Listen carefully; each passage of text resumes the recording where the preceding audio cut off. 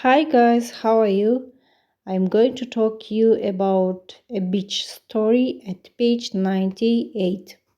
Сәлем достар, қалдарыңыз қалай? Бүгін біз жағажайдағы оқиға туралы айтатын боламыз. Алдымен каналға тіркеліп кетсеңіздер, және осы сабақтың сілтемесін 3-ші сынып оқитын достарыңа және туыстарыңа жіберіп тіркеліп алыңыздар.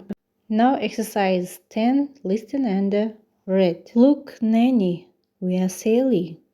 Қараңыз, Nanny, біз қайықта жүзіп жатырмыз. Well done, жарайсыңдар. Look at me, I am surfing. Маған қараңыз, мен серфинг жасап жатырмын. Келесі 3-ші суретке қараймыз. Look, Nanny, I am water skiing. Қараңыз, Nanny, мен су шаңғысымен сырғанап жатырмын. Hey, what's Charlie doing? Hey, қараңдар, Чарли не істеп жатыр? He's jumping up and down. Ол жоғары төмен секіріп жатыр. 5-ші сурет бойынша. Oh, look, Charlie is diving. Wow, қараңыздар, Чарли суға сүңгіп жатыр. Be careful, Charlie. We are getting wet. Чарли, байқасаңызшы, біз су болдық. Яғни Чарли деп тұрғанымыз бұл жерде маймылды айтып жатыр. Мұндағы грамматикаға мән берген болсаңыздар, барлық сөйлем Present Continuous Tense-те қолданылып тұр. Ал енді балалар, Present Continuous Tense-тің жасалу формуласына назар аударайық. S, яғни subject дегеніміз бастаушы. Мен, сен, ол дегендерімізде кіреді, немесе адам аттары. Одан кейін to be етістігі тұрады, яғни am, is, are. Және plus verb ing, яғни етіскі ing жинақ жалғанады. Мысалы, he's playing. He деген subject, is to be етістігі, he-ға is қолданылады, және play verb, яғни ing жинақ жалғанады, playing деп.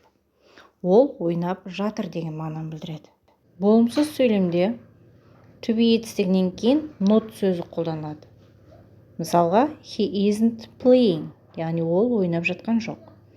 Сұраулы сөйлемде to be етістігі subject'тің алдына шығады. Мысалы, is he playing? Ол ойнап жатыр ма? To be етістігінің present continuous шақында жасалу формуласына назар аударайық. Мысалға, біріншісінде I am water skiing. Мен су шаңғысымен сырғанап жатырмын. Яғни I-ға am қолданамыз. You are surfing. Сен серфинг жасап жатырсың. You-ға are қолданамыз. He is jumping up and down. Ол жоғары және төмен секіріп жатыр. Яғни he-ға, she-ға және it, осы үшеуіне is-ді қолданамыз. Бұл жекеше түрде. Ал енді көпше түрде. We are sailing. Біз желкенді қайықпен жүзіп жатырмыз. You are diving. Сендер сүңгіп жатырсыңдар. They are getting wet. Олар су болып жатыр. Яғни біз, сендер, олар осы үш жағында да are-ды қолданамыз. Және процесті байқаған боларсыздар, яғни дәл қазіргі кезде болып жатқан іс-әрекетті біз айтып жатырмыз, я?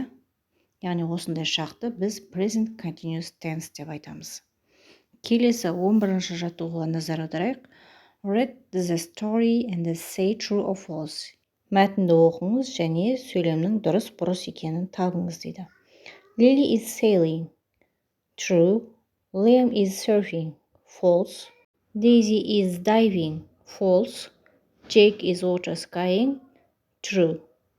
Exercise 12. Read the story again. Who says that? Well done.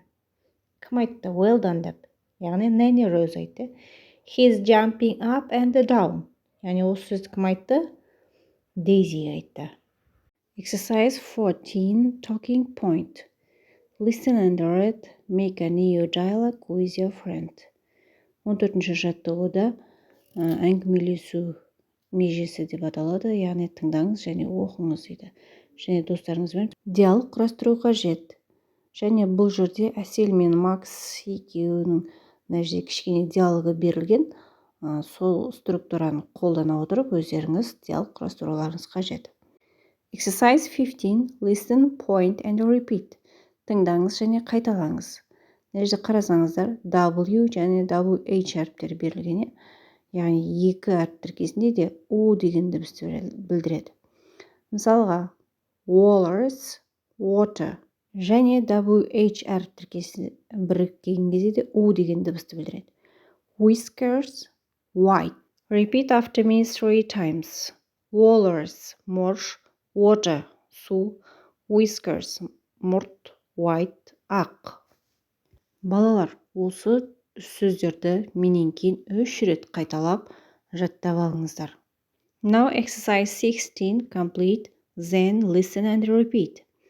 Сөйлемді толықтырыңыз, тыңдаңыз және қайталаңыз. The walrus with white whiskers is on the water. Әппақ мұртты морж суда жатыр деген мағынаны білдіреді. Бүгінгі сабақ ұнаса, каналға тіркеліп, лайк басып қойыңыздар. Және де достарыңызға, туыстарыңызға жіберіп, каналды 200 подписчикке жеткізіп тастауымызға атсалысып жіберсеңіздер. Рамазан айында сауапты істеріңіз көп болсын. Келесі сабақта көріскенше сау болыңыздар.